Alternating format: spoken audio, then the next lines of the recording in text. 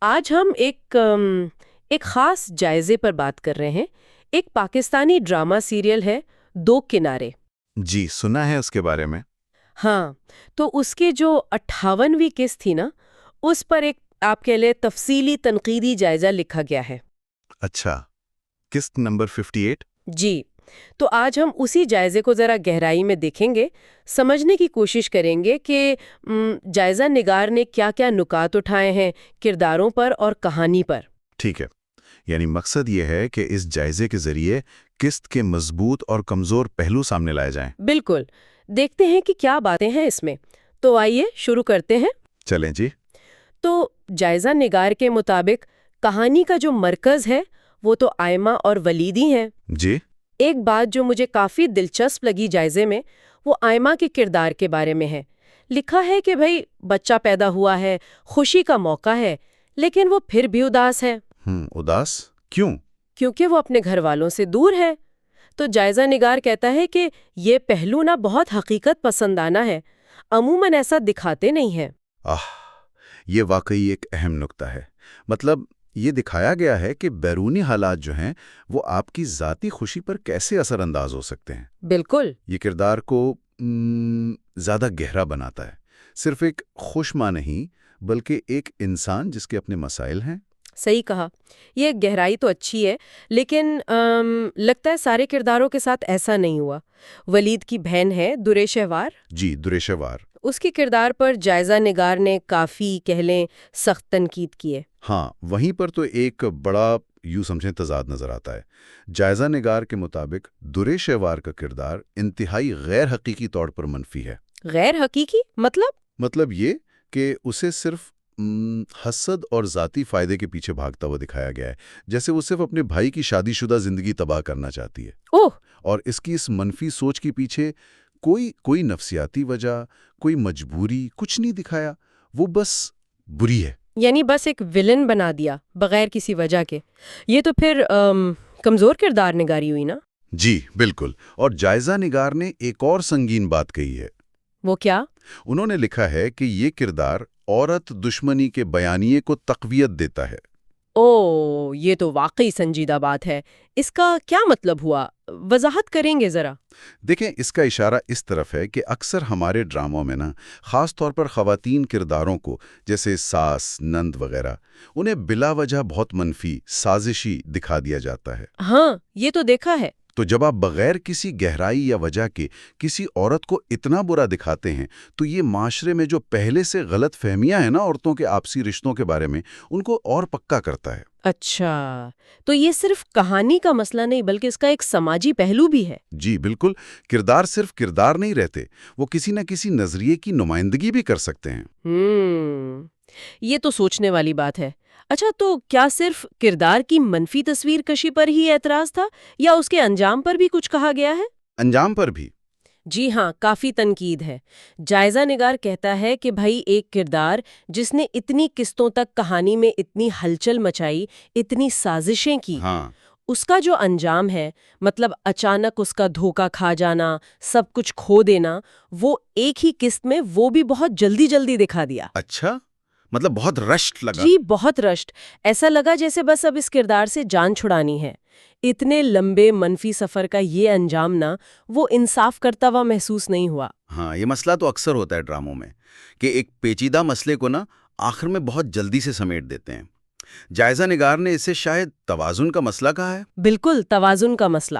کہانی کا توازن تبھی بگڑتا ہے جب واقعات کی رفتار غیر فطری ہو جائے، جب ایک کردار کی تبدیلی یا اس کے اعمال کی سزا اتنی تیزی سے آئے کہ وہ ہضم ہی نہ ہو۔ صحیح۔ تو پھر لگتا ہے کہ یہ حل کہانی کے اندر سے نہیں آیا بلکہ اوپر سے تھوپا گیا ہے، صرف پلاٹ کو آگے بڑھانے کے لیے۔ اس کا ذکر ہے جسے مثبت کہا گیا ہے، وہ ہے ولید کا فیصلہ۔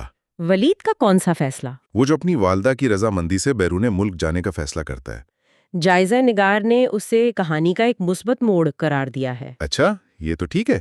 اس سے کردار میں کچھ پختگی نظر آتی ہے شاید۔ جی بالکل، یہ ولید اور آئمہ کے لیے ایک نئی شروعات کا موقع ہو سکتا تھا۔ کہانی ایک زیادہ پر امید سمت میں جا سکتی تھی۔ تو پھر مسئلہ کہاں آیا؟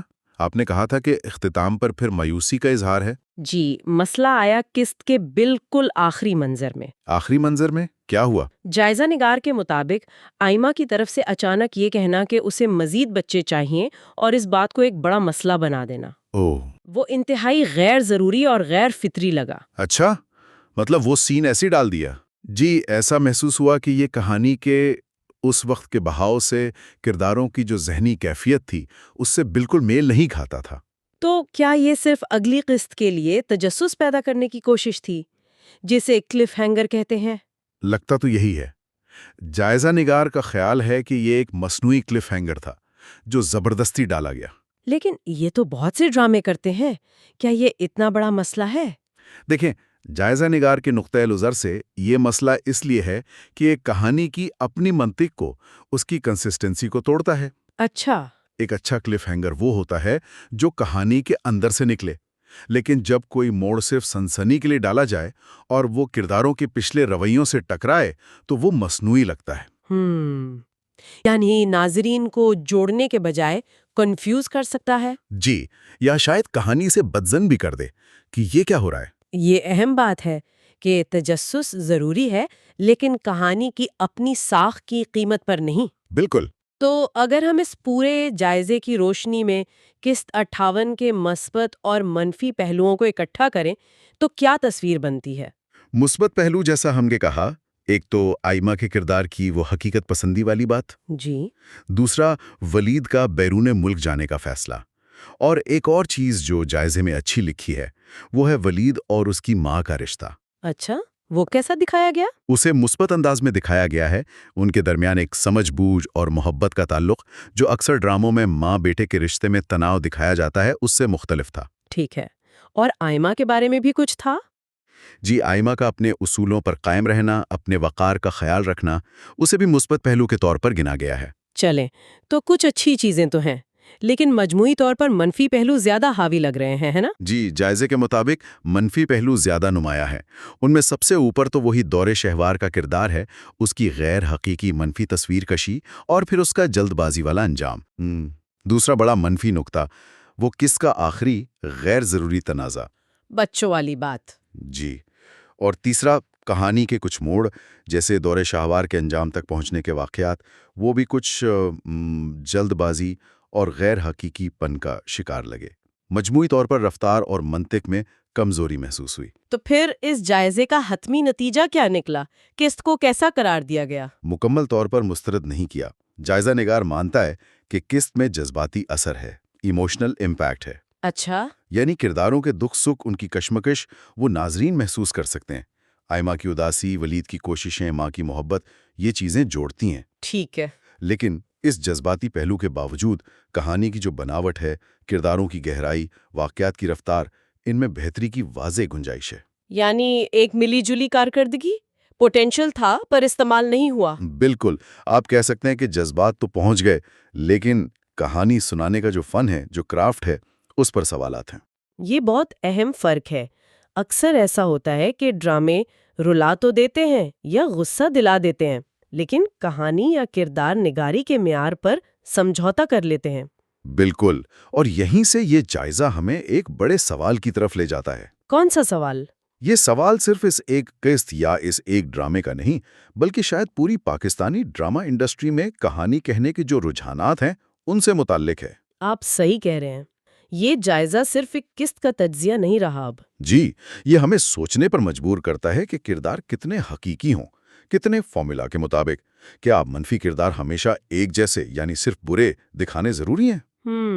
کہانی کی رفتار کا توازن کتنا اہم ہے، اور یہ جو ناظرین کو جوڑے رکھنے کے لیے مصنوعی موڑ ڈالے جاتے ہیں، غیر ضروری جھگڑے دکھائے جاتے ہیں، کیا یہ طویل مدت میں کہانی کو فائدہ دیتے ہیں یا نقصان؟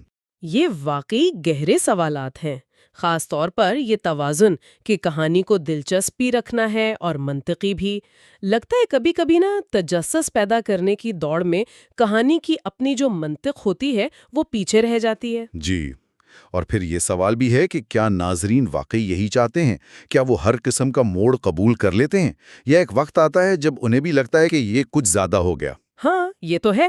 کچھ لوگ کہیں گے کہ بھئی ڈرامہ تو تفریح ہے، حقیقت تھوڑی ہے۔ بالکل، یہ دلیل بھی ہے، لیکن دوسری طرف ایک اچھی کہانی وہ ہوتی ہے جو اپنی بنائی ہوئی دنیا اور کرداروں کے ساتھ وفادار رہے، چاہے وہ دنیا حقیقت سے مختلف ہی کیوں نہ ہو۔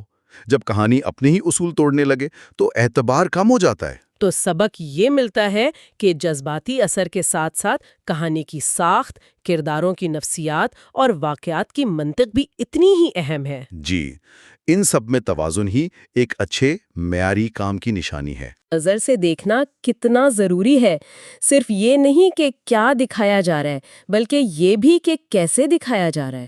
اور اس کے اثرات کیا ہو سکتے ہیں؟ بالکل، تو آج ہم نے دو کنارے کی قسط 58 کے جائزے کا تفصیلی جائزہ لیا اور دیکھا کہ ایک قسط کے تجزیے سے بھی ڈرامہ نگاری کے کتنے پہلوؤں پر بات ہو سکتی ہے۔